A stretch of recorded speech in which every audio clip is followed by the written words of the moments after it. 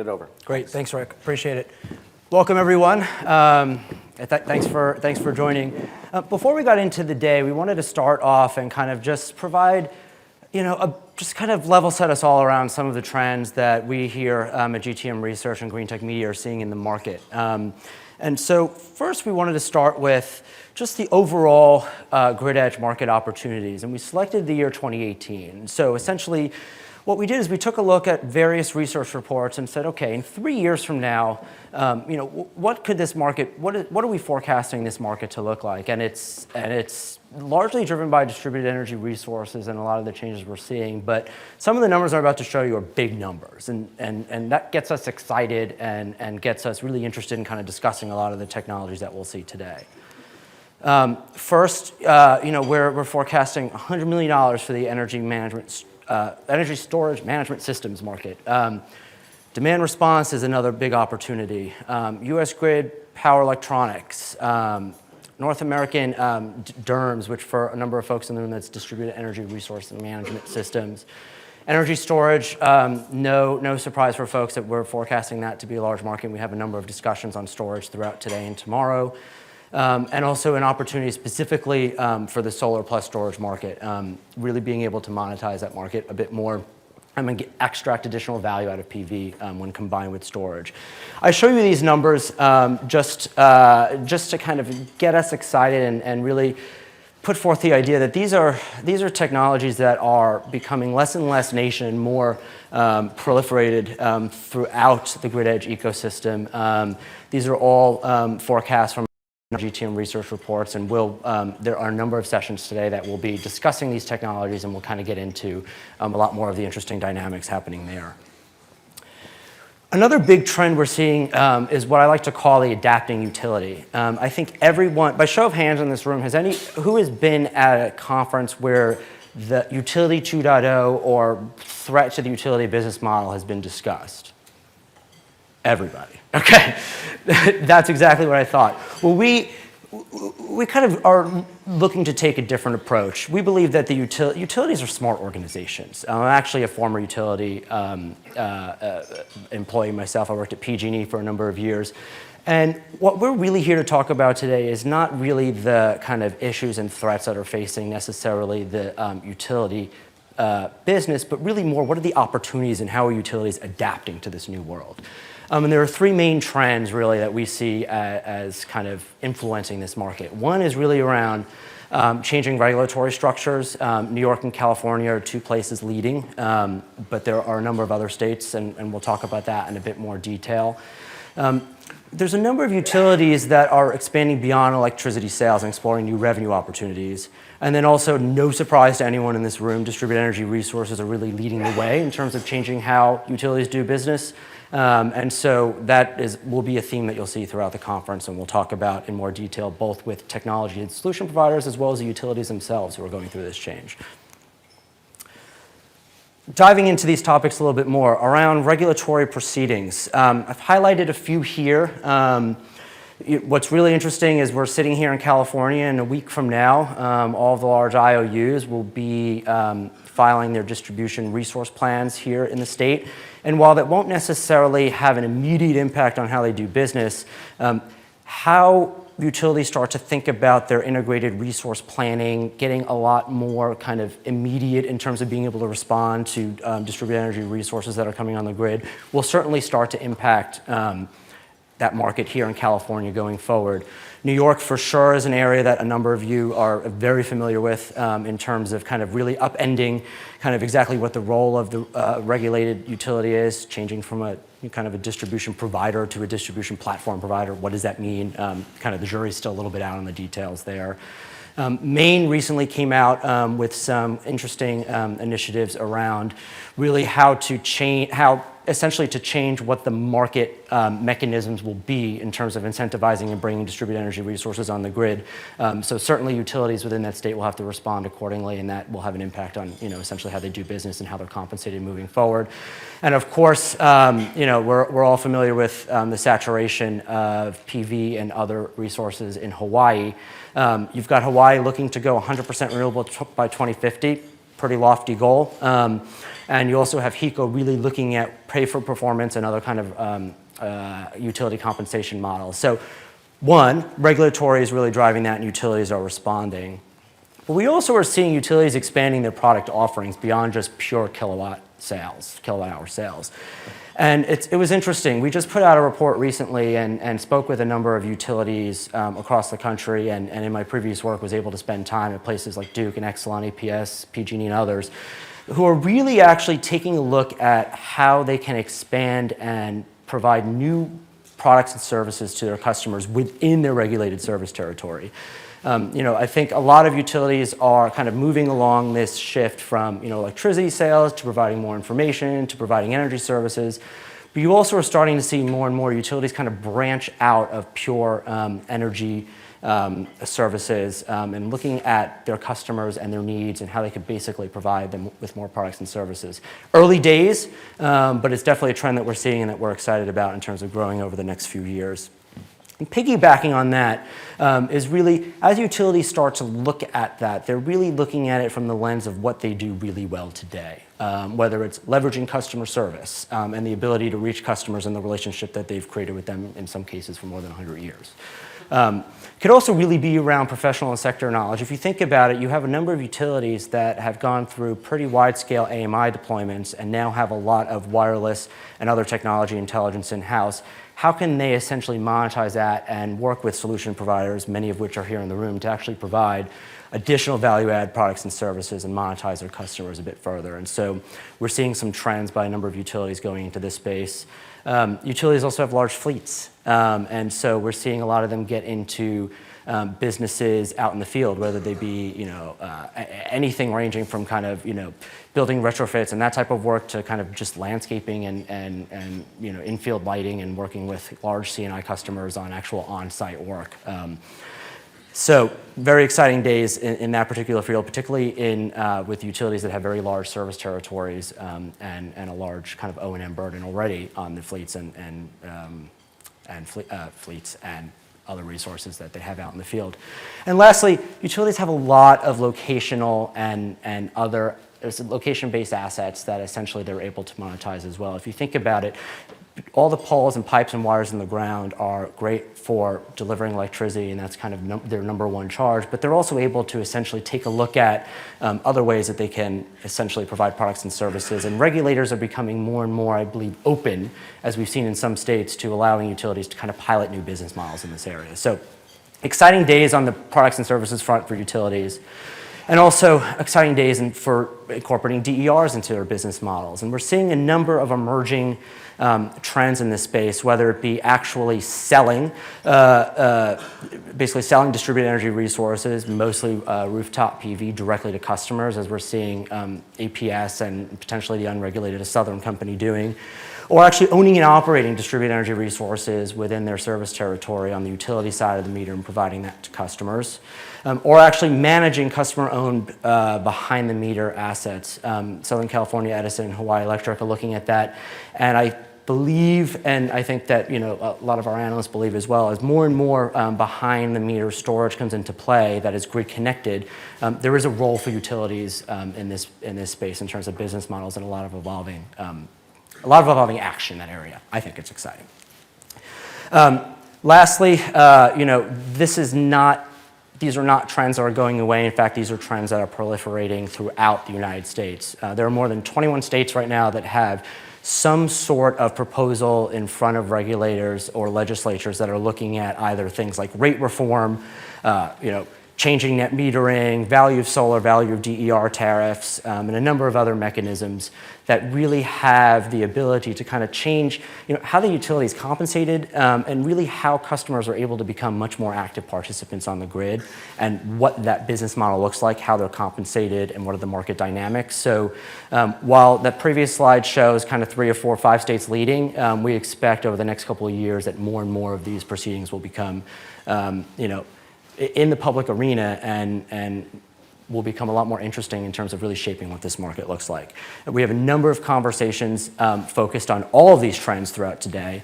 We'll be focusing a number of conversations in the utility grid mod track on distribution resource planning, I'd have to say, being very close to the advanced energy consumer track, we'll be talking in depth with a number of utilities and solution providers on this whole notion of an energy prosumer and what does that mean in terms of how utilities and others respond.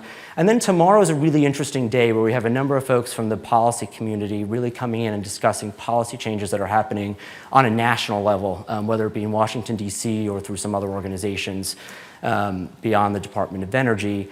And then we also will hear from a number of solution providers actual case studies of some of these new business model deployments out in the field. So exciting day, very interesting trends, probably a reason why a lot of you are here, and we're really excited to get into the content and hope you enjoy it. So I'm going to pass it back over to Rick. We'll do a couple of updates that are happening within GTM, and then we will actually kick it off and get on with the content.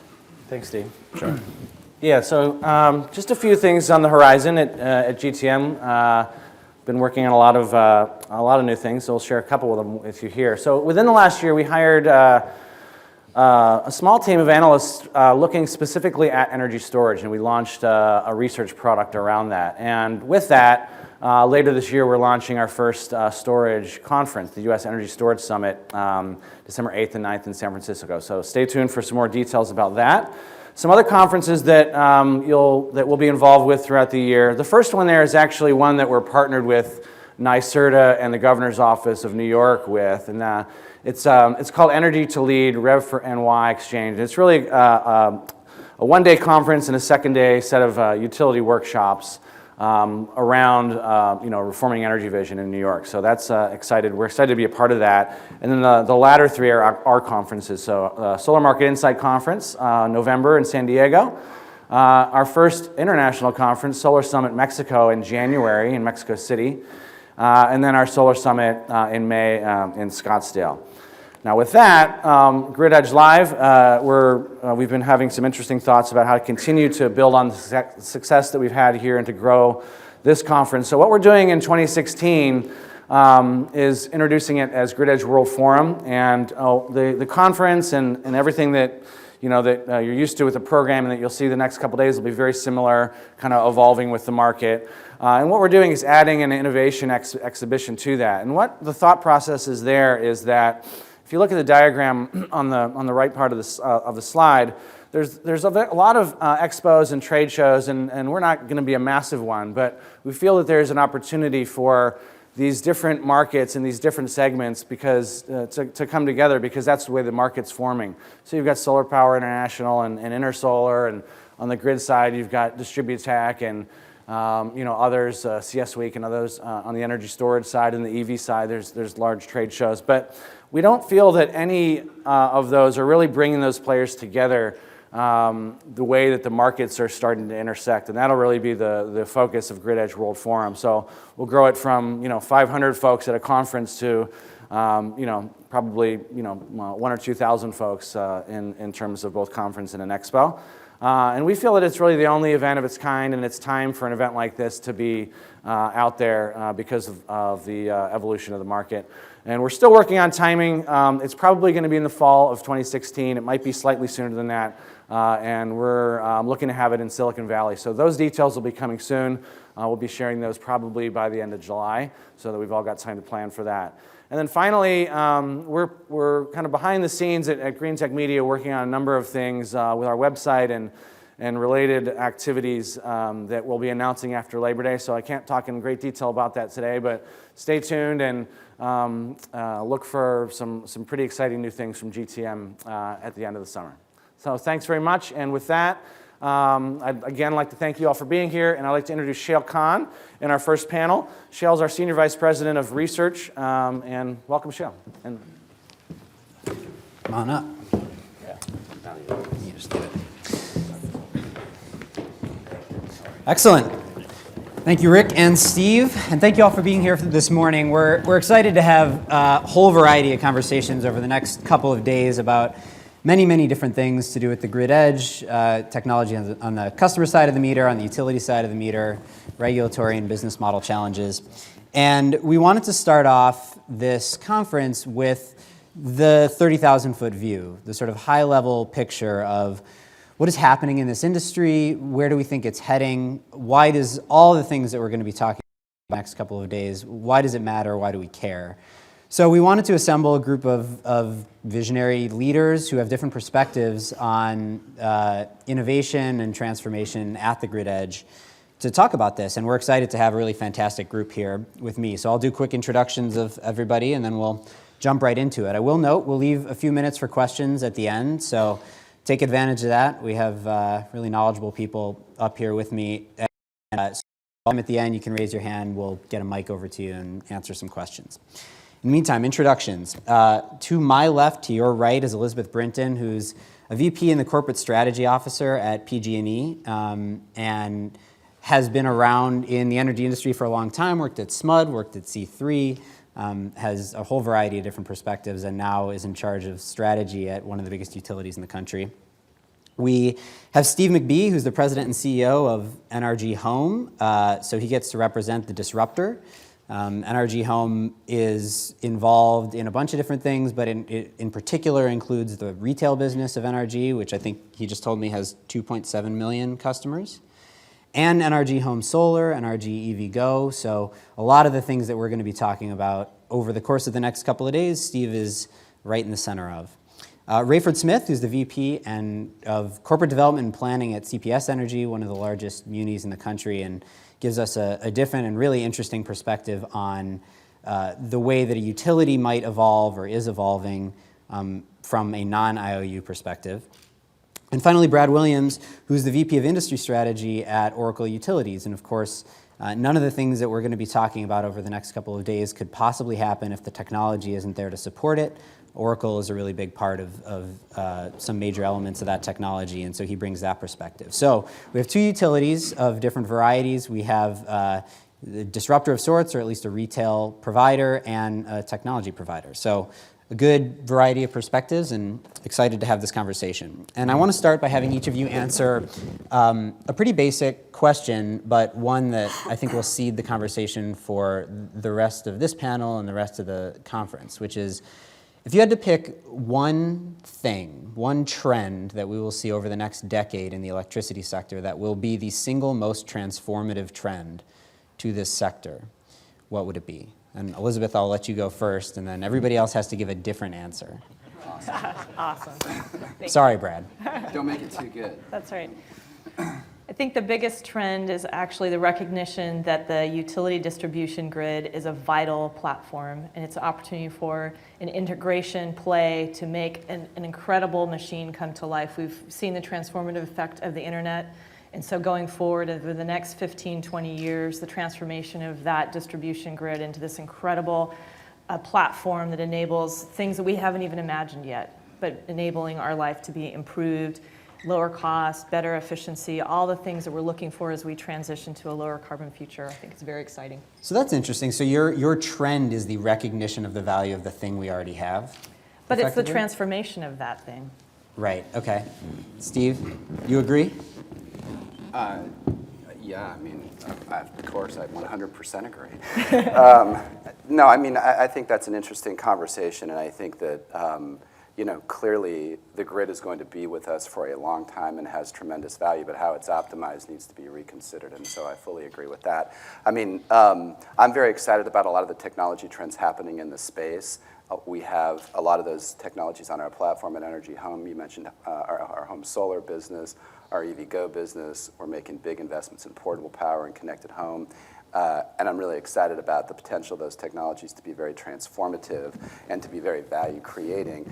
But I don't think it's the most important thing happening in this space. What I think is the most important thing happening in this space is that the consumerization of everything and the really disruptive trends that we've seen in virtually every other consumer segment, whether it's transport or finance or entertainment or publishing or music, the energy space is on the edge of being upended in ways that are very similar to the changes that we have seen in those spaces. And our big takeaway, the thing that gets all of the attention and the focus and the press is all of the new technology and all of the gadgetry that's been put into consumers' hands in those markets, which we think is cool and very exciting. But the more fundamental takeaway to me is the extent to which that technology has really destroyed these long-standing centralized provider-driven service models and replaced them with decentralized demand-driven service models, which have empowered customers in ways that are totally unprecedented in the market. And so companies that don't understand that consumers have ball control today are having a really hard time, and companies that are leaning into those trends and empowering consumers are seeing a lot of success. And it is the most important premise of our business strategy that those consumer trends in those other markets are right on the edge of sort of really washing over the consumer energy space. We think it's great news for technology providers. We think it's great news for agile energy providers, and we mostly think, it's great news for our customers who are going to get more imaginative solutions and services that they have in the past, and by definition, those are going to be cleaner and more sustainable. So I think it's also extremely positive in the fight against climate change and the challenges that we have as a planet on sustainability. So we're going to come back to the question of the service model and how that might change over time. But you mentioned consumerization. That's sort of the big, if I could encapsulate your trend, it's consumerization. Is that the equivalent of just consumer empowerment, or is there something more to it? No, I think it is. I think it's consumers demanding something from their energy suppliers that is different than what they've sort of gotten used to over the last 100 years. I think, in the future, and I don't mean 10 years from now, I mean 2 or 3 or 4 years from now, I think the bar is going up significantly, right, for energy providers. Consumers, particularly millennials, who are going to be a huge market force in the 2018 to 2019 perspective, they're going to expect from their energy providers what they expect from all of their other consumer providers, which is products that are reliable, products that are affordable, and I know we're going to talk about data, products that are highly tailored and curated to what they need to make the energy part of their lives work, and ultimately products and services, we believe, again, going back to millennials in particular, that are more sustainable. Great. All right, Raiford, we've covered evolution of the distribution grid and recognition of its value, consumerization. What's your trend? Right, so they're narrowing down the opportunities for me to talk. So to further make it difficult on Brad here, I'm going to say that I completely agree that certainly focusing on the customer is the path to success, and that the thing that delivers that value is the grid, right? But really, what's really motivating or driving all of those things? I would start with really the need for or the desire to have renewables, distributed energy resources themselves creates a need for data, creates a need for analytics and control. In turn, utilities have responded by investing in smart grid deployments, and really that's all predicated on really Moore's law, right? The technology is getting smarter, better, faster, cheaper. And really those two themes are certainly affecting us, but then we've got to get the data in the right place to use it, right? And that's really Metcalfe's law, right? The value of a network and being interconnected rather than disconnected. And really those three themes are really driving the fourth and final theme, which is the use of analytics. Because once you need data and you generate the data and you move it to where it's useful, you then have to turn that data into information, something useful to take action to. And it's really this virtuous cycle that's really connecting customer, grid, utility, and third-party providers all together to create value. And to me, it's really the confluence of those four things that trigger the other events that drive us to where we want to go. So you managed to give 4 trends there, rather. Yeah, like I said, I was trying to be different. And that was either a fantastic segue to Brad or made it impossible for him to actually give an answer. What's your trend, Brad? Well, okay, so all of these things I totally agree with, but I want to just kind of drill down in particular rooftop photovoltaic being at grid parity in a number of jurisdictions and growing at a very fast rate as far as being competitive to the utility supplied energy. I think that's probably the biggest issue.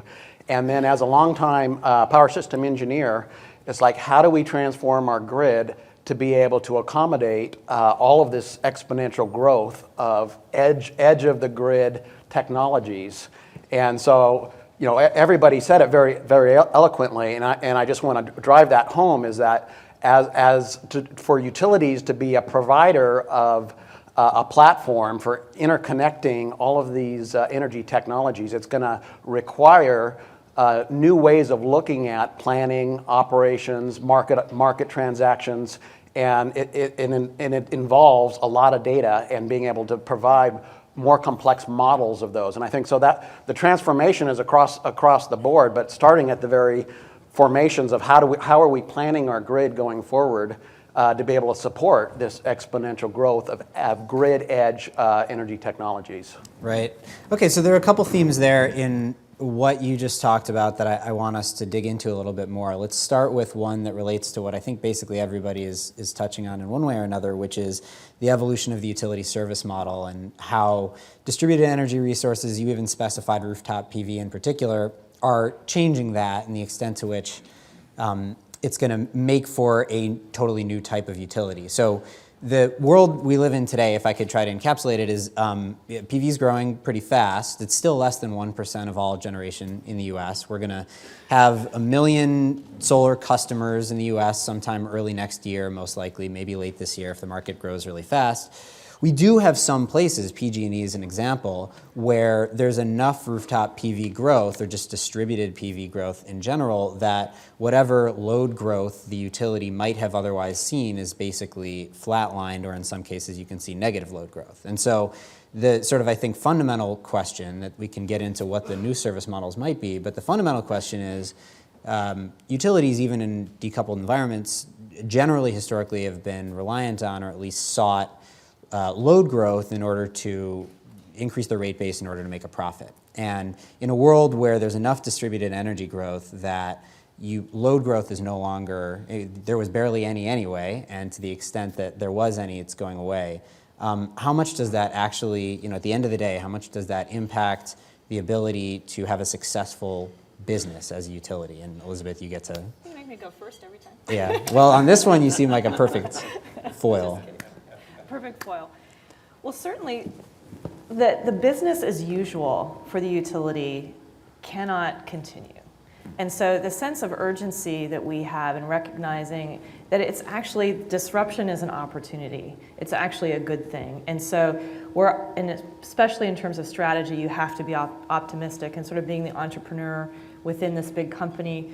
The company has agreed, we recognize that the future, we have a vital role in it. We see that, and there's acknowledgement about the role of the grid like we were just discussing. But the thing that's exciting about this is that the convergence of technologies, as Raiford was talking about, combined with the recognition that the regulatory model as it is can't continue, that creates an incredible platform for opportunity. And for example, the California Public Utilities Commission just published a staff report on June 8th that talks very eloquently, very thoughtfully. So I recommend everyone looks at it. It's on the PUC's webpage. It's published on June 8th about utility models and looking at the future. Very thoughtful conversation. And it gives, in the introduction section, a thorough primer on kind of the business model today. And so when you understand what the business model today is, and as you just described, the business as usual can't continue, but the opportunity then to work in partnership with our regulators, in partnership with technology providers, because we need a thoughtful, honest conversation with all of you about what is the possible today, what is the time frame, because, for example, as we've talked about with analytics and big data and insights, all these technologies are vital for the transition. But what is really real today? What is actually, can we do today? Because you have to step back and recognize that the whole utility structure, and particularly in California, our regulatory framework, is predicated on risk. And so we have to prove in our general rate case how everything we're doing, every investment of capital, as well as O&M, is actually mitigating a risk, that we're supporting reliability. And so the tension for transition, the tension is, as you were describing, Steve, incredible opportunity to support customer choice and really cool enablement of the sexy new things that we all are excited about and we agree to.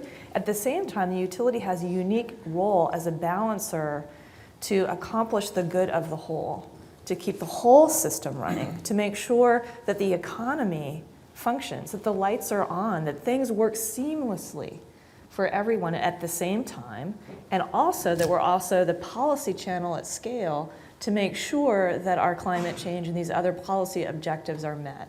And so the utility, by definition, has a multiple bottom line. And so as we're transitioning the business model, we have to depend on technology and a roadmap that aligns the pace of technology capability and move the regulators forward so that there isn't a regulatory lag that puts the utility in an impossible situation.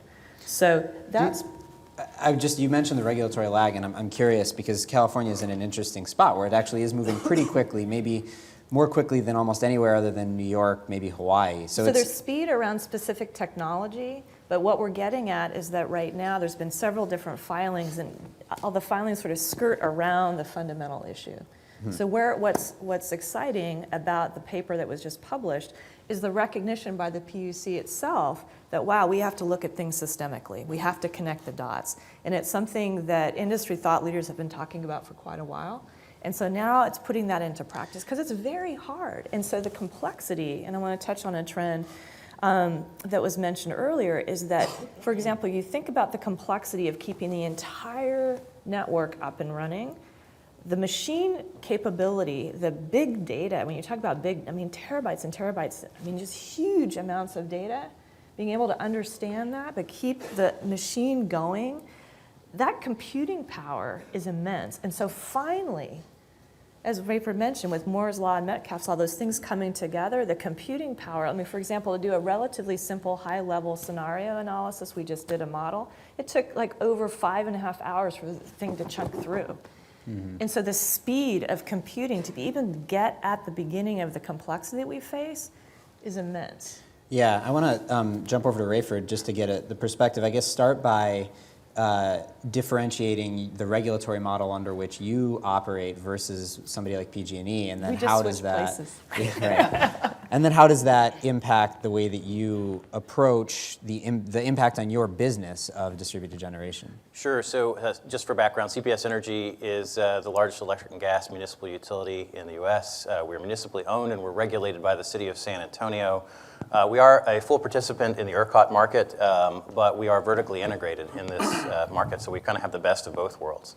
What the flexibility of our regulatory model does allow us to do is it allows us to be far more nimble than investor-owned utilities can be sometimes, because we can do some innovative approaches to things. So for example, CPS Energy also happens to be number 6 nationally in renewables, but also number 1 in Texas. And we've done that through a variety of very interesting renewables programs that we've launched. But really, when you think about it, what are we really trying to get at? It's the regulatory model of, are we cost-based and based a return based on that, or are we value-based? And that's really the conundrum that I think we're finding ourselves in. Even further, to complicate the issues, is that rate cases, fuel clause hearings, et cetera, they're done on a predictable, steady, annual or semi-annual basis. And if you look at the technology that's coming, it's actually able to arbitrage and make a decision faster than we can change our price. Our costs actually move just as fast as the technology does in the arbitrage decision, but our prices don't. And it's that, really, to me, almost a train wreck of an opportunity, if you can get those two together, of value-based versus cost-based and pricing versus costs. And that sort of intersection really hasn't been figured out. And I think we're all trying to grapple with how to do that. And while we have more flexibility in San Antonio or in municipal and utilities, we all still have the same problem at the end of the day. Mm-hmm. Yeah, you made an interesting point about sort of the arbitrage opportunity created by how fast prices move and things like that. And I want to come back in a bit to the way that rates might evolve as a result and what, to the extent that they need to. But in the meantime, Steve, I'm curious your sort of long-term perspective on utilities. You're surrounded by them, so don't say anything too negative. But you guys are going, and you're in competitive retail markets, so those are structured such that you could do the business that you've always done. But then a lot of the new things that you're doing, rooftop PV and all of that, they're not necessarily in opposition to utilities, but they're certainly not helping, at least in the near term. What do you care? What do you want the utility to be in 10 years? Not helping is that's a very kind diplomatic way to put it. I mean, look, I think there are some very progressive utilities. I mean, Elisabeth is obviously a very progressive thinker and an innovator and an entrepreneur. And I think in some ways, the utilities that want to sort of get in the game in a more meaningful way and are thinking about the future in a different way are handcuffed by the regulatory reality in which they live. having said that, there are a whole lot of utilities that I think are just, sort of, it's a strategy of hope, right? That maybe this won't happen so fast, maybe it won't even happen at all, and, it's too inconvenient for me to think about it today, so I'm just going to play through. And, we see that, a really small example, right? We try to get the solar panels that we have deployed onto the roofs of our customers turned on in a reasonable period of time. There's a lot of reasons why that takes a while, but one of the reasons is there's a lot of foot dragging from a lot of utilities to make that happen, and it hamstrings the growth of the industry because it drives up costs when you've got that kind of stretch between the time you book it, the time you deploy it, the time you turn it on, but also it drives customer satisfaction scores down because people aren't used to waiting right that long for for an expensive product like that, and so it's a challenge. And so when I listen to you guys talk about the reality in which you live, and I think it's very real. I'm just sort of looking at this other conversation going, they're like, oh, it's complicated, and we've got all these moving pieces, and we have to be careful, and we got to bring everything. But in the meantime, the world is just passing us by, right? I mean, if you look at what happened in some of those industries 10 years ago that I mentioned, transport or entertainment or publishing or whatever. 10 years ago, the leading providers, 5 years ago, the leading providers in those spaces, they provided us the products they wanted us to have at a time of their choosing and at a price that was not transparent. It was what they could get. Right, and they managed the content, the information about the content of their product and services through incredibly sophisticated marketing and disciplined marketing campaigns. Today, in all of those industries, right, it's all blown up. Right, if we want to listen to music today, we listen to the music we want to listen to when we want to hear it on the device we choose to hear it on. If we want to watch video content, we watch what we want, when we want, where we want, on our iPad, on our phone, or our iPhone, or whatever. And if we want to get from point A to point B, we call it Uber, right? And it's real time, and the price is totally transparent. And, if you try to control the narrative of your product or of the content of your product and services too much, a bad Yelp review today blows up millions of dollars in marketing spend really quickly.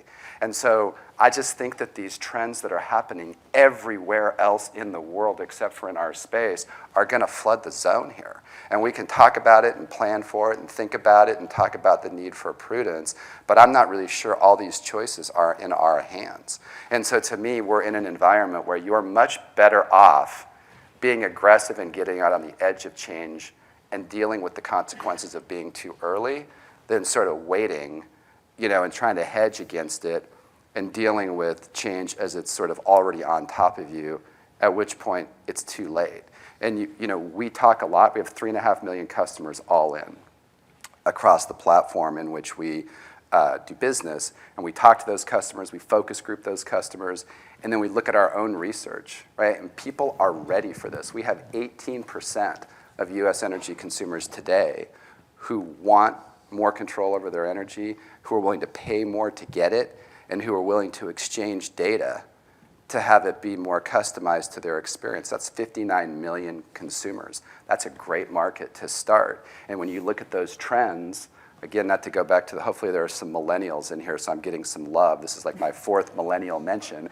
But the millennials just blow those trends, right? When you look at what's going to happen in the next 3 to 5 years, that 18% gets to 50% really quickly. So I don't know that there's all the time in the world to get this to happen. And we can't control what the utilities do. We try to cooperate wherever we can. We try to work with progressive players in that market wherever we can. But it is a difficult challenge if you're trying to bring innovative technology and empower consumers to work through a lot of utilities. There's no doubt. You said one thing that I think is interesting that I guess I'm a little bit skeptical of, which is that the people who want this stuff are willing to pay more for it. Certainly that hasn't been the case with the growth of solar that we've seen thus far, right? The solar market has existed since the 70s, and it was real small until a number of companies figured out how to offer it to customers with immediate savings. Yeah. Right? That was the big innovation. That's why we have this rooftop solar revolution.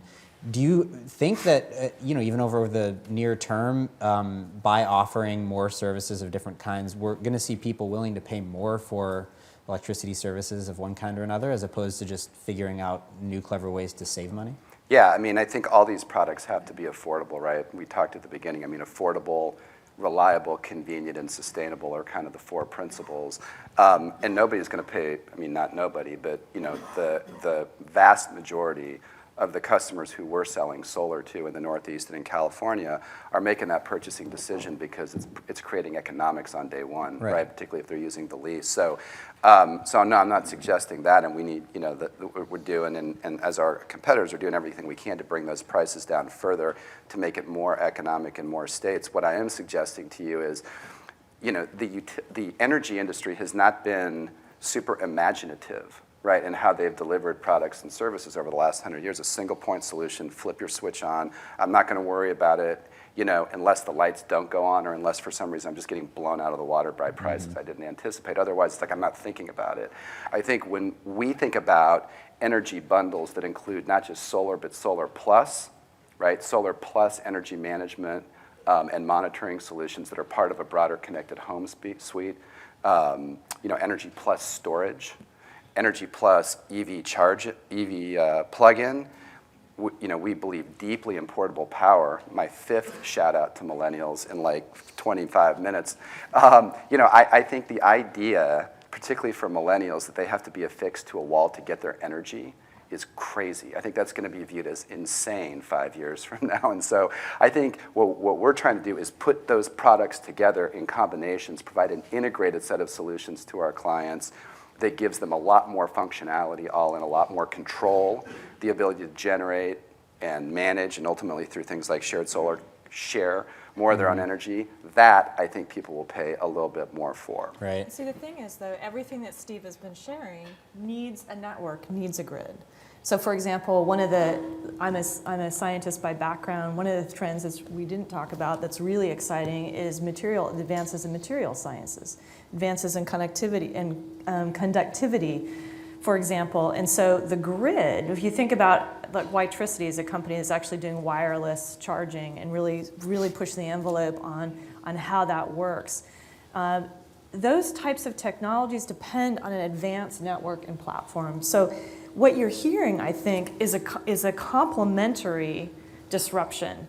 So the thing to think about, and this is where it gets real in terms of the regulatory, and I know that's going to be discussed tomorrow, is the different roles, the recognition that we're actually an ecosystem and that we actually need each other. And so, for example, the more technology pushes and the more it changes, and I agree with you, the more customers want uniqueness and they want actual services that are really specific to them and pricing that's specific to them, because customers are not homogeneous. It's a very, very diverse group. As we get there, the demands on that grid and the demands on the integration of IT and OT and then all the way up to the edge where the customer is even more important. And so that's the platform play. And I think if you think about Intel inside, Intel isn't a direct consumer company necessarily, but they are absolutely valuable. And the importance of the grid and the utility role and where that's going, you have to remember too that the utility on the retail side, and PG&E is a great example for that, we're in markets where it's uneconomic for other places to go. And so, for example, if you look at EV charging, the reason why the PUC reversed its decision and said, no, utility wants you back in EV charging infrastructure is because the market couldn't make it. The consumer pull wasn't working. The pricing wasn't working. And so those companies, many of whom started out with a huge bang, they didn't work because the market economics weren't there, even with a high degree of subsidization. And so the commission said, wow, we're trying to decarbonize transportation. And so utility, now you get in there. And so that's the interesting thing about the roles, is that there's a place where you're absolutely right, where customers will pay more. But then, for example, you take California, 1/3 of our customers qualify for under the federal, their income level, they qualify for our care program. These are, so 1/3 of 15 million customers, 1/3 of them qualify for subsistence and support. And so the balance, the societal balance we have to figure out is how do we make the technology work for a better whole while we enable individual choice and flexibility and things that consumers want, and they're ultimately good. And at the same time, how we keep the system as a whole from falling apart. Right, that's a great transition because I wanted to have Brad help me with something, which is that we've talked, there's been a whole bunch of mentions of data and big data and analytics already, almost as many as millennials. And I will say NRG is putting its money where its mouth is on the millennials thing. You guys sponsored Coachella this year, didn't you? Yeah, were you there? I wasn't there, no. Oh, but it was hot. was it hot? Be hot. Hot, literally, physically. Okay, anyway. So the big data thing is an interesting one where it's, clearly everybody agrees it's a challenge. It's something that's going to have to be, it's an opportunity as well. Can you give some sort of specific examples of where there is big data, where there might be big data in this evolving system, and where that presents an opportunity to optimize the grid better, to enable utilities to manage the grid better, or even third parties? What is the real big data challenge?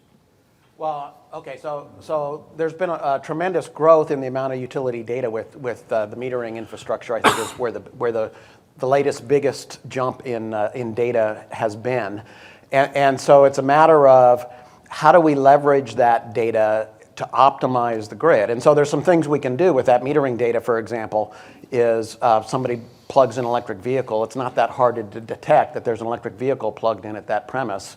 And maybe we need to go market an electric vehicle charging rate or a demand response type of technology that goes with that. Same thing if somebody puts in solar and doesn't let the utility know. It's not that hard to sort that kind of stuff out. But it's a matter of how do we build this big data problem into our core business processes? It can't be a bunch of analysts or data scientists in a back room mulling over the data trying to find the needle in the haystack type of thing.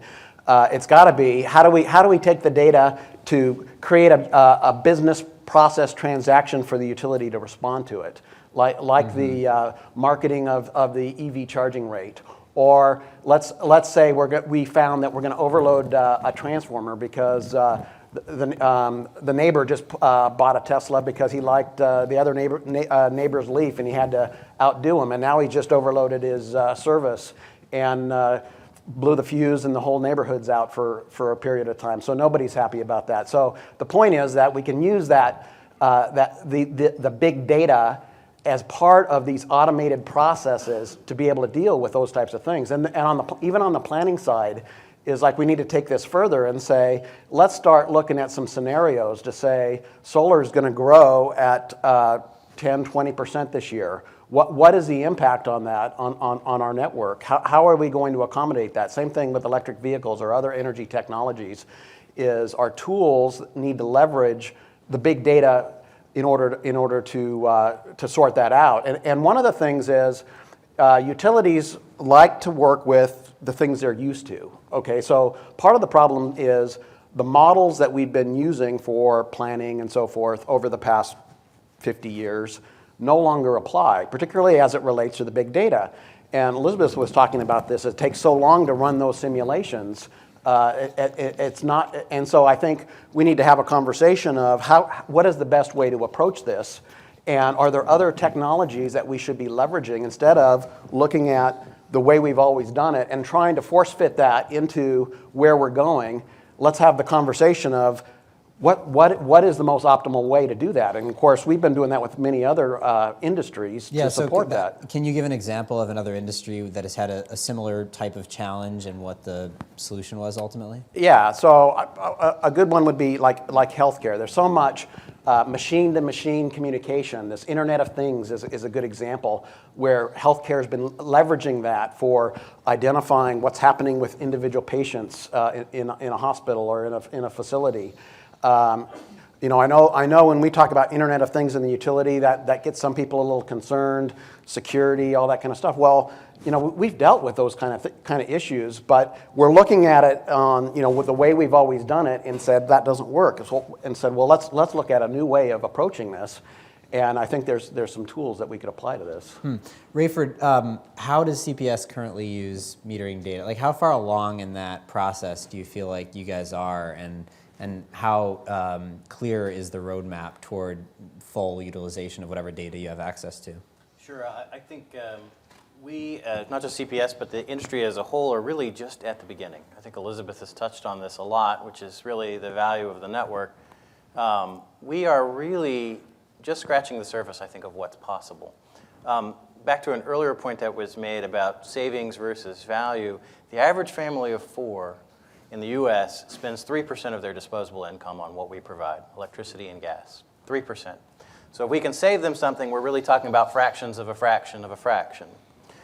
However, they spend 31% of their disposable income on the things that use electricity, right?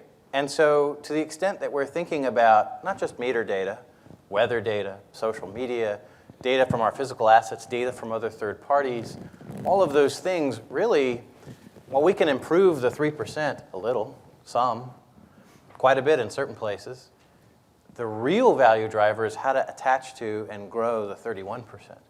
And really that's the area that we're all exploring, which is, are we just really limited to that 3? Are we limited to the 31? I know for you and me and your shareholders and certainly my city, we would love to be thinking about being in that broader mix. And I think that's where the, not just meter data, which is where we've obsessively focused because we've all been doing AMI deployments, but data in general, across all platforms, across all silos. Data is the way we can actually drive value and really start to get into that 31% of the area that we really need to be into. So what does that really mean, get into that 31%? I mean, so I presume you can grow the 31% and just have load growth. So EVs are a good example of that. Like take something that didn't use electricity and now uses electricity. But apart from that, what do you mean by getting into that 31%? Well, so just to point on EVs, there's been a lot of obsessive talk in senior management circles about how EVs are going to be the savior of the utility industry. For offhand calculations, we looked at it. If every one of our customers got an electric vehicle, only our revenue collection went up by 3%. Not going to save us. Not even going to come close. What will save us is going beyond the traditional cost-based model. Mm-hmm. And what that means is utilities in the past, and I know when I was at Southern Company, we looked and did this ourselves. We bought companies and became a home security business. We became a telecom company. We became all these things. And you know what we found out? We found out we're really bad at it. Why? Because we don't do that stuff very well. What we can do is find new ways to do channel partnerships and white labeling. Basically where we either work with another company that has a relationship with a customer for an existing product or service, or they can work through us. Either way, it's finding those value propositions and putting them together. That's actually a really interesting point. And it's something that I don't think we've seen as much of as I would have anticipated. A lot of utilities have talked about this sort of white labeling, working with channel partner solutions. Some of the residential solar companies have offered solutions like that. Clean Power Finance has been talking about white labeled solutions for a while, and not a lot of vertically integrated or regulated utilities have gotten into that. I'm interested, Steve, quickly, and then I'm curious for Elisabeth's perspective as well. Are you guys open to a white labeled solution with the utility? Yeah, I mean, I think, first of all, I really agree with all of the comments on data. I mean, I think, if you look at all of the leading consumer companies in these other consumer segments, which have been disrupted. I mean, you call them what you want, look at them like they all have sort of different features and functionalities, but at the end, they're all data plays, right? Mm-hmm. And so that's where this industry has to go. And I think, you raise a great point about sort of getting to the 31%, because I think where this is really going is we look at it, NRG Home, right? We're called NRG Home, right? The point is, how do you get in the home and become a provider of a full suite of integrated services that sort of fit together and make sense, but you really own the customer experience. And that's where the battle is, right? Between energy providers and telecom providers, security providers, is who's ultimately going to be able to control that consumer experience. Because if you've won that, then all options are available to you. And if you have not, then you are at the mercy of whoever has sort of established that position to manage your business. And so we're looking at a whole range of things. We have a very cool white label deal with Alarm.com, right? Where we're selling a lot of their products and technologies into our retail customer base. We're looking at a solar lighting bundle with GE, right? We're doing solar plus water, plus with other providers. We think that if we can do this by addition or multiplication in terms of bringing in partners, we strengthen our ability to get into more markets more quickly with more differentiation and give ourselves the best opportunity to own that customer experience. And despite all of my sort of crankiness about the utilities, I mean, there is a huge opportunity here. Like one of the things, I'm not an energy industry person. I'm 6 months into this job, and I'm probably the least qualified person to be talking about any of this up here on this stage and probably in this room. But one of the things that really jumped out at me as I was looking at some of our own research when I took this opportunity and thinking about the home and thinking about like a really large strategy around that is, if you look at who consumers trust to be in their home, right, to be that provider of integrated services, the energy space is like right up there. And I was like, how can that be? And because I never thought of the energy industry as being particularly good at the consumer experience, and I still don't. But we're a hell of a lot better than everybody else that's vying for that space, right? We can outcompete Comcast on customer experience, and so there's a bar to set, but it is. But there is a window, I think, here where there's a trust advantage that the energy industry has to be that provider of home services. The question is, can the industry be flexible enough to seize it? Or are there going to be independent providers that get to critical mass that just sort of run right over the top of that advantage? And the way I look at it right now is the industry isn't moving nearly fast enough to exploit that advantage, but the window is still open. Right. Elisabeth, is PG&E looking at options to have channel partnerships or white-labeled solutions with third-party providers to offer something to customers? Absolutely, and we have a long-standing, over 30-year history, if you look at energy efficiency, where we have partnered successfully with contractors, with equipment providers, all different types of channel partners over 30 years.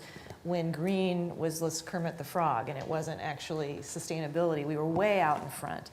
And so this is a proven practice, a really best practice that we have at PG&E, and we've been very proud of that for a long, long time. And similarly, what we're doing with the solar companies, we're installing and interconnecting over 5,000 new customers every single month at PG&E. And so our support of these green technologies, and through recognition that we're agnostic to where the customer purchases their solar.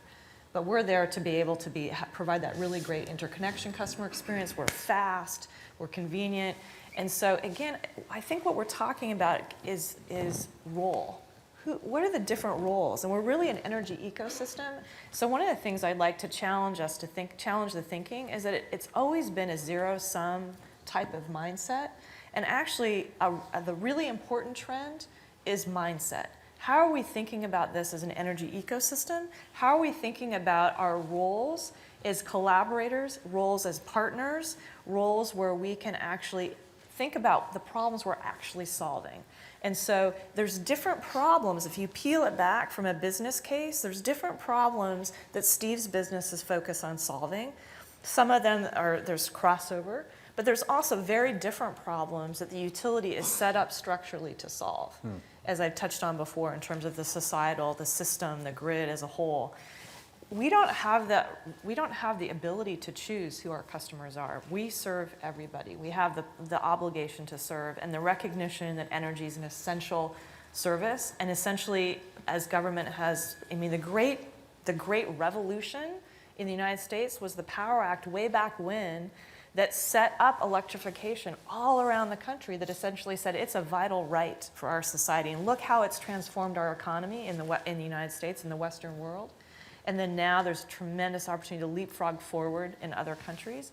So when you think about the partnering opportunity, I think that's exactly why there's a number of us in the utilities that are really looking at where do we take that partnering to the next level. It's been part of our DNA, for many of us, for a long time, but now where do we go next? Right. Where do we see that right complementary role, whether it's a combination of white labeling, whether it's where it's actually where we're actually branded. These are the decisions that are facing us today.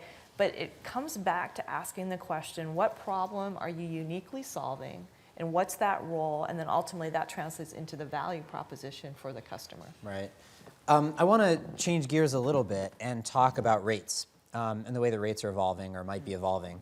And I think we're in an interesting spot with rates right now, broadly speaking, especially with regard to distributed energy resources, because so historically rates have been pretty bundled, especially for residential customers, right? You have one flat volumetric rate with maybe a small fixed charge on it. At the commercial level, maybe you also have some kind of a demand charge, but they're generally still pretty bundled, right? And that has certainly been to the benefit of rooftop solar in particular, through net metering. But as a bunch of new technologies come up and develop, there's, I think, been a discussion that's starting to brew right now around a great unbundling of rates, and starting to segment out further the elements that incur costs from a customer, and then allowing customers to optimize their bill according to that, which could further foster the consumerization of the market, but also creates a different kind of a value proposition for all these things. So I want to start with Brad and ask you the technical question here, which is, to the extent that rates start getting more and more complicated, does that present a challenge either for the utility to manage it or for customers to be able to understand and efficiently optimize their consumption? Yeah, I would just twist that as that creates opportunities for companies like us to help support the complexity of these rates, because obviously, what we have today in general doesn't really fit where we're going, particularly when we talk about the disruptive component of rooftop solar. Let's talk about the intermittency that causes on the grid to maintain voltage, for example. Is the utility is providing that service but not getting any monetary compensation for that to maintain voltage. So obviously there's opportunity there to provide voltage service, or maybe that's bundled into the interconnection charge or what have you, or provide opportunities for smart inverters to say, okay, now in order to compensate that, if you have a smart inverter, you could get some compensation back from that. So I think yeah, there's a lot of complexity. There's going to be a lot of components. Like Raiford said, it's such a small percentage of your total monthly bill payment. It's like, will customers care? And I think that's where the regulatory piece needs to kind of step in and say, yes, we need to compensate the utilities for providing these services, these new services that are not currently being compensated for, and be able to support our vision of, we want to be able to interconnect more renewables. Our vision is sustainable growth, so we want to make sure we're providing the right incentives for the utilities to be able to embrace that and support that going forward. So yeah, the rates are gonna change, and the complexities of that. So we need to again have the models, rate models, to be able to support where this is going, and that's something we're looking at as well. Raiford, how are rates generally structured for customers in CPS territory now, and where would you like to see them head? Well, I think rates in general, regardless of our territory or anywhere else, it can really be answered by asking someone the following question: have you ever looked at your rate? And I made my wife do that once. I'm lucky to still be married. But rates are complicated. You mean look at the actual tariff? Look at the tariff. Yeah. Yeah, and so rates are complicated, and to some degree, I see that where rates are today is they're used as an impediment to consumption due to their complexity, due to their pricing. Basically, they are structured very similar to what we saw in the telecommunications industry back in the 80s. You had higher prices for on-peak usage, calling long distance, going international. All of these things raised the price. It was done to limit it because the telecommunications infrastructure was itself limited. What we saw with pricing as the telecommunications system evolved was that it moved away from that into simplicity, right? Now we have a flat rate, right? Use all you want, use anything more, it's a little extra charge. Go for it. With that, though, we also saw a change in the value proposition, which is to say that what people derived off the use of the telecommunication system was a lot more phone apps, media, news, sports, whatever. They were able to use their phones, their telecommunications infrastructure in entirely different ways. We are at that exact same tipping point in our industry. We are kind of where the telecommunications industry was. We have monolithic pricing. It doesn't change very often. It's used as a barrier, an inhibitor. And my guess is where rates are going is that split between kind of base services and kind of a cost-based model, and then value-added services, which is really a value-based pricing model. And that's the direction that we'll see our industry move here as people start to find ways to take our grid from what it is now, rather monolithic and rigid, into something that can enable all the cool technologies that everybody wants to attach to it and use it with, and that we have to get more innovative and more simple in our pricing structures to make that happen.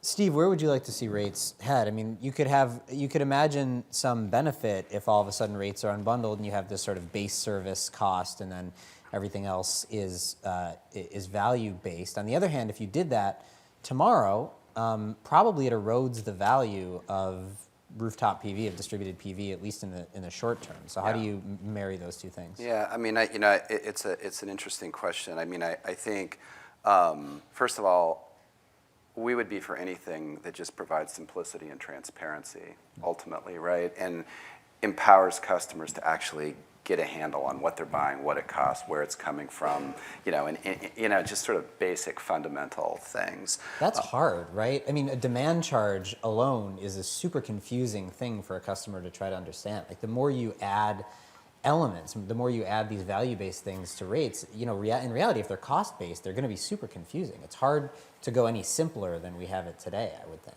I don't know. I mean, it's hard for me to imagine it being more complicated. I literally, when I did a poll with about 30 friends and family, and I just asked people, do you understand your utility bill? Nobody understands their utility bill, right?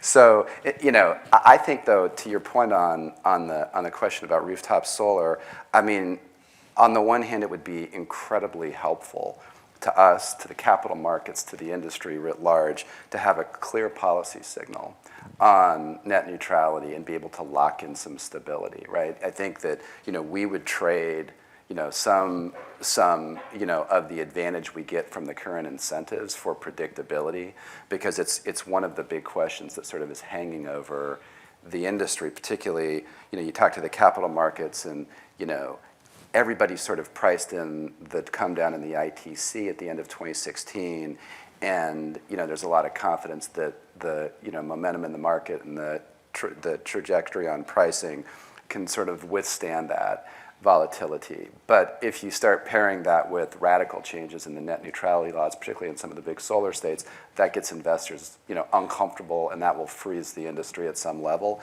But candidly, I mean, I think the way that the utility companies have played it politically is, we're not anywhere near resolution anywhere on that issue, because it's this sort of zero-sum game. And so if we could get a more thoughtful discussion and have a compromise that makes sense for all parties, and we could get that stability into the price signal, into the market, I'd be for that. But I'm also, comfortable at this point with the way it's trending, because it's such a zero-sum fight that it's not going to solve itself for 4 or 5 years at this point. And by that time, it's not going to matter that much, because prices are going to be so low that those incentives aren't going to be necessary to make the economics of the industry work. That's interesting. It's a good transition to Elisabeth, and then I will note, after Elisabeth gives this answer, I want to leave some time for questions, so prepare your thoughts and questions now. But I would argue that actually California's process that's going through right now, and I'm curious to get your take on this, is happening a little bit quicker and seems to be pretty transparent and straightforward. AB 327 was this bill that passed that is resulting in the evolution of rates in California, as well as the design of a net metering 2.0 standard, which they're in the process of developing now. To me, it seems like it's all been pretty open and transparent, and looks like it's going to come to a resolution that maybe isn't zero-summed. Is that your perception as well? Well, we're very, very pleased about the progress and the conversation around where we're going with rate reform. It's very important. And so I'm encouraged by what you're saying, Steve, and welcome the opportunity to, because we really, as an industry, we need to partner and have a really thoughtful conversation about this, because if you look at the historic NEM, it's just not sustainable. It's not a good thing for actually anybody. And you talk about transparency, it's not transparent for the consumer. And so when you think about the opportunity for technology, smart meter data provides a really, really important step in terms of utilizing that real-time data to actually have a transparent and thoughtful conversation about usage around rates. Now we have the data to provide the actual insight into different behavior patterns, and actually now with technologies, there's companies out there that offer disaggregation, really accurate information about customers, how their energy is actually being consumed within a household, for example. So if you step back and utilize this technology, we're going to be able to have a more thoughtful conversation about what is in my bill, what does it make up. But one thing that's really important to recognize is, again, I mentioned the fact that energy is viewed as, and it is, an essential. And because it's an essential service, if you think about how the rates are all, if you take them out and sort of look at them piece by piece, we've made a huge mistake in this industry over the last 100+ years, is that we haven't had a clear transparency around really what goes into your KWH. Everything is piled in there like the kitchen sink. When the fact of the matter is, so there's essential consumer confusion. They think when they're paying their KWH bill, they think they're buying electrons. Well, they are buying electrons, but they're buying all these grid services and firming, and the grid is storage, the grid is infrastructure as a service. They're buying actual carbon, like in the case of California, carbon adders, climate adders. They're paying for all these policy things. They're paying for all of these things stacked up in there that are bundled and hidden in the KWH rate. So you actually talk about simplicity and transparency, the bill would be like 100 pages long. Right. And maybe, I mean, that's the question we have to wrestle with, is if we really truly want to be transparent, then consumers need to know, frankly, about all the hidden, may I use this radical word, taxes that are in there for the societal good that they're paying for, that are hidden and bundled, and that we're mandated and required to include and add on cost after cost after cost that don't really align with the true cost of service. So part of the policy conversation needs to be actually opening up that really big sheet of paper and saying, okay, for the consumer, what is actually the KWH energy? And then also teaching the understanding about capacity, because in order to make this live current network system work, you have to have capacity and you have to have energy. You're paying for your energy consumed, but you don't really, most customers have no idea what a VAR is. Maybe it's a wild animal that comes and going to bite you. I don't know. So there's all of the physics that are hidden in there. And so part of what we have to do as an industry is have a better conversation at the consumer level about the actual physics of what this is. And so saying that, now I'm going to contradict myself, which is that, to your point, we're all busy. No one has time for that. No one has time to understand the complexity of physics. No one wants to know what a VAR is. No one wants to understand the difference between capacity and energy and what have you.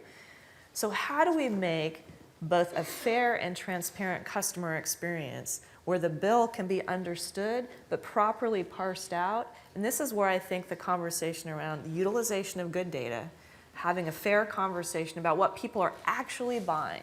Are they buying an actual electron for their use? Are they buying that always-on reliability? Are they buying power quality? Being able to communicate that and map that out, that's really the marketing opportunity. And that's where the utility then has a value, and that's where we need our pricing and rates to change, so that we're able to really sell what we're truly selling and have that appreciated. And Right. I would just say, if I could, and I know you want to get to it, but I agree, I think what you're saying makes great sense. And I do think, California is a great example, back to the policy question, of where there is progressive and transparent policy making happening. And, we would love to work with you and anybody else that can help move that along as quickly as possible to do that. Because, the thing I'm concerned about, and the thing I see in other states, is some of your less progressive competitors, right, they're using, they're sort of pulling up the rope, right? They're using the regulatory process as a barrier to change, as an excuse not to change. And, that's what's got to stop. Because I think, you talk about the societal good of providing power to everybody, and we certainly fully agree with that. But there's an emerging societal responsibility that also is really important, which is getting clean energy into the hands of consumers so that we can deal with the carbon problem. And I think, one of the reasons that I took this opportunity at NRG is because I thought NRG was the best positioned company in the industry to capitalize on all of this change that we were talking about. But I also took this opportunity because I believe that absent political leadership, where there is zero, particularly in Washington, which really would be the best way to get at climate change and sustainability and all of these other existential challenges that our planet faces, the only way those problems are going to be less bad, for the next generation is if corporations and customers can move more quickly to look at those problems and say, hey, those are actually opportunities to do things better, to create more value, to have a more empowered customer experience. And at the same time, you can provide a lot of positive social change in terms of bringing down the carbon footprint. So my only point is, all this regulatory change is necessary in order to turn this corner, but the leaders in this industry can't let it take 10 years, right? We can't blow 10 more years talking about it. We totally agree. And that's where, if we can leave everyone with a sense of urgency, the time is now. Yeah. Elisabeth has me thinking, so we're going to run a contest. Whoever can draw the best VAR monster will get a pass to next year's Good Edge Live. All right, we have time for just one or two questions from the audience. I want to make sure we give people a chance. I see one question here. There's a mic coming to you from behind.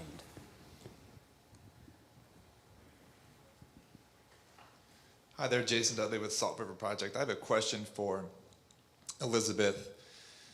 For those utilities that are interested in offering additional behind-the-meter services, you talked about having to channel or partner with channel partners.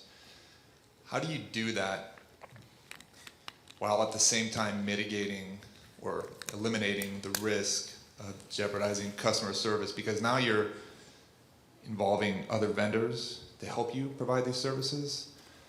And I'll just use the Connected Home as an example. Call center is great at answering questions about bills, rate plans, outages.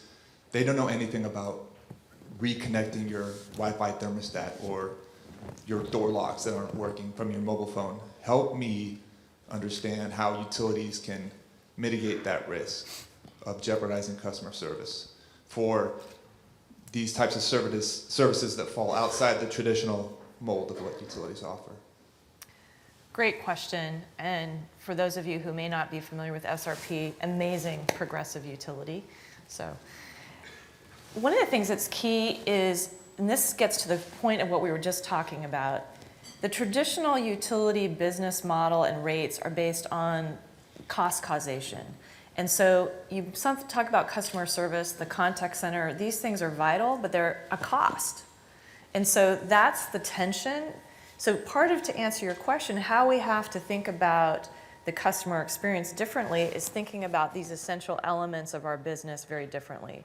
That the contact center is actually an asset versus a cost. That's a mindset shift for the utilities. So as you think about what you want to offer and you think about the solutions that are additive, that you're doing through partnerships or that you're doing through your own investment, think about how you're leveraging your existing infrastructure I'm not talking about the grid at this point, infrastructure like contact centers, like your billing services, like the folks in the field, that utilities that we already have, and thinking about those as assets and vital core points of advantage for the company, thinking about those differently, and then that circles back to the rates conversation we're having as well, is because we have to think about, if we're thinking about them differently than just a cost, we have to think about them as what is their true value and how does that extend through the value chain directly to the consumer. And so it's really a mindset shift.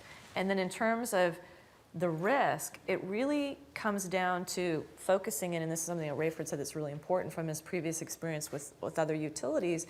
What do we do really well? And what's the right role to play? And where are the right places to partner? And this is the same strategic conversation that every industry has to have. And this is where there's, my background is I'm not from the utility industry originally, and I bring that consumer mindset from you thinking about packaged goods, you think about IT, you think about all these other industries. What are the lessons that we can adopt and learn and apply to our companies in transition to really get at that essence of what unique role that we can provide that makes sense, and that what do customers really want to buy and who will they buy it with? And so it really comes down to thinking about infrastructure differently as an asset, thinking about services differently as an asset, and ultimately thinking about again, not the consumer as a zero sum, but actually where we can partner with customers. And that's also a mindset. And the 5-second version of that is, that you should add, is that's why God invented lawyers. That's the greatest way to end this session. Well, unfortunately, we're out of time. I could keep asking these folks questions for days, but please join me in thanking our panelists this morning.